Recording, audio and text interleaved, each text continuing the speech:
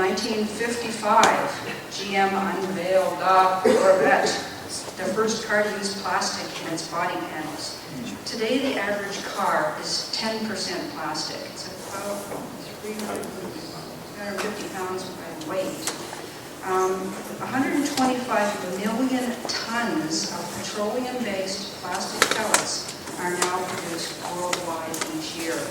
That's about the weight equivalent of 1 million freight engines each year. That's coming out of the ground and going into plastic products. So Jim and I are going to talk for a few minutes about some of the research that has been done on the issue of the plastics industry, workers, and breast cancer risk. And this will just be a brief summary, and some of the issues that we touch on, some of the other speakers are going to expand on later today. So we're going to explore two related questions. The first is, are exposures in the plastics industry a concern in relation to breast cancer? And the second is, are we heeding the warnings? And for the first, we think we can provide some answers, and for the second one, there's lots to talk about. So breast cancer is the most commonly diagnosed cancer in Canadian women. Canada, by the way, has among the highest breast cancer rates in the world. Many of the cases can't be explained by genetic susceptibility or so-called lifestyle risk factors such as poor diet, excessive use of alcohol, etc. The incidence of breast cancer rose sharply in the second half of the 20th century. We heard in the film last night, Pink Ribbon Zinc, that in 1940, women's risk of developing breast cancer was 1 in 22, now it's 1 in 89. In the same time frame, as we saw that big rise in breast cancer, women started entering the workforce in record numbers. And this increase also coincided with the dramatic introduction of thousands of new chemicals into industrial production. So why has there been such concern about consumer and children's exposures to such chemicals as BPA, bisphenol A, which is also present in plastics production, big time, but almost no attention has been paid to the risks posed to the plastics workers or their offspring. And as Karen told us, there's been very little research done on the risks posed to women by workplace exposures.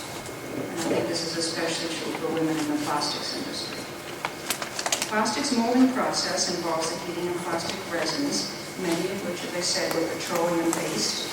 And on top of that, there are numerous additives. And animal studies have found that several of the plastics, additives, and related solvents present in various concentrations and mixtures in the plastics industry are capable of causing breast cancer. There is also evidence that exposures to chemicals that mimic estrogen, even at very low doses, can increase breast cancer risk. And many plastics and related chemicals have been identified as estrogen mimics. And combined exposures to different endocrine-disrupting chemicals may have even greater effects. This phenomenon may have significant health implications for plastics workers whose occupational environment is, as one would call it, a mix of smoke and smells from heated plastics. So what makes this chemical soup even more worrisome is the evidence has been shown to significantly increase the effects of naturally occurring estrogen, estradiol. So the issue of BPA was discussed in a report called Breast Cancer and the Environment, a life course approach that was released last month by the U.S. Institute of Medicine. And there's a famous superstars, Dr. Ross and Dr. Roizen, for the San Francisco Chronicle, and pointed out that the report named the hormone-like substances in plastics as being among the worst offenders. Now, apparently that didn't get picked up very much by the media. That was kind of just sort of glossed over. So let me back up a little bit. 1979, tell you a little bit about what led to our interest in this issue. In 1979, health and safety activists formed a local coalition. You saw this in the film, I guess, the Windsor Occupational Safety and Health Group. And one of the founding members was Barbara Wimbush, a union health and safety representative from a plastics injection molding plant. We saw her in the film we just watched. And as we saw, a survey of plastics workers resulted in a startling picture of ill health among a relatively young worker population. 15 years later, the Occupational Health Clinics for Ontario Workers and the Windsor Occupational Health Information Service collaborated with the CAW in conducting another survey. 330 questionnaires were completed, and there was a disturbing prevalence of nosebleeds, 26%, dizziness, 49%, nausea and vomiting, 34%, unusual tiredness, 54%. And while the survey was oriented towards symptoms, there were people who reported cancer and reproductive problems, which is something we've been hearing a lot about lately.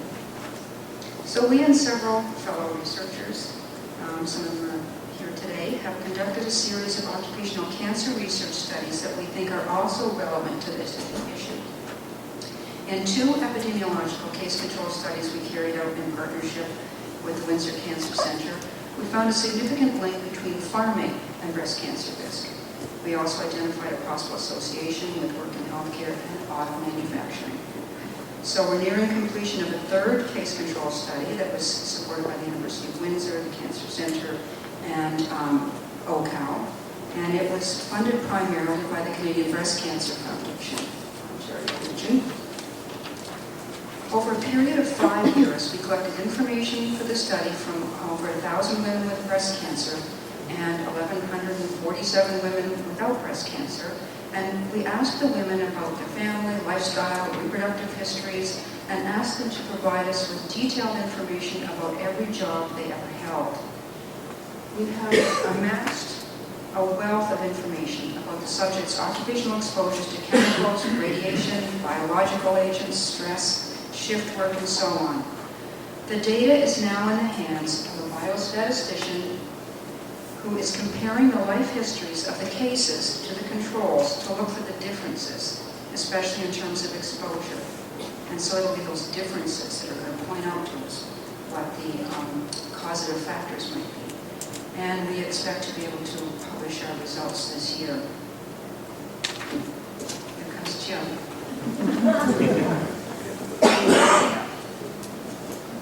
While Margaret's doing it, I can either dance or sing, but I won't do that.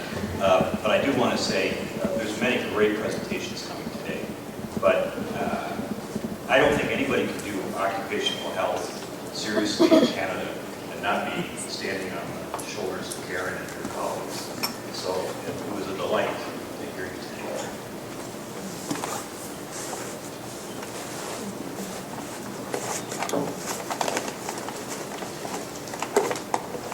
I'm going to tell you. Yeah, we're still standing on your shoulders. I'm going to tell you about. You can't talk. I'm going to tell you about a few studies conducted by other researchers that I think you should pay attention to. A study of women and plastics and rubber workers published in 1998 found an almost doubling of the risk for breast cancer. 2 other studies published in 2002 and 2008 found an increased risk, but they fell slightly short of being statistically significant, which means that there's a small possibility that the findings of an elevated risk are due to chance. Such non-significant findings can sometimes result when 2 subjects are involved in the study. A similar lack of statistical power also limited the findings of a 1981 study that found an elevated breast cancer deaths among women polyvinyl chloride workers. In a 2001 study of male plastic and rubber workers, they found a 4-fold excess of breast cancer among these male workers, but again, it was slightly short of statistical significance. And a large study conducted in Montreal and published in 2010 did find, however, a statistically significant elevated breast cancer risk for women who were occupationally exposed to acrylic, nylon, and rayon fibers. And perhaps most notably, a few months ago, a similar study was published that found that women who worked in, a similar study to the one that we worked in, but in France, found almost a doubling of the risk among women in the plastics and rubber industry. Now back to the research. A Along with the plastic surveys and the case control studies that Margaret talked about, we have undertaken a qualitative study where we interviewed people to gather more details about the exposures women have had in various jobs. This particular study, which was recently completed, was also funded by the Canadian Breast Cancer Foundation. As part of the qualitative study and the project that brought us into this event today, approximately 40 individuals from 13 different plastics plants were interviewed, either individually or in focus groups. Because cancer has a long latency period, which means that it can take years between the early beginnings of the cancer process and the actual development of the disease, we asked participants to describe conditions not only as they exist today, but as they existed years ago. One of the data gathering techniques we used was hazard mapping. It was a technique that Dorothy Wigmore was here with us, was very much, and presenting today, used widely. We asked participants to draw their workplaces on large pieces of paper and to include workflow, nearby processes that might contribute to their exposures, and so on. Together, they painted a vivid picture of the plastics production process and related exposures. And we are going to see an example of the plastics industry hazard map in a few moments. It became clear to us from the descriptions of the sheer numbers and mixtures of chemicals that we found mixtures of chemicals that make exposure evaluation very difficult. I didn't say that right at all, did I? No. Assessing that. So here's what I'm trying to say.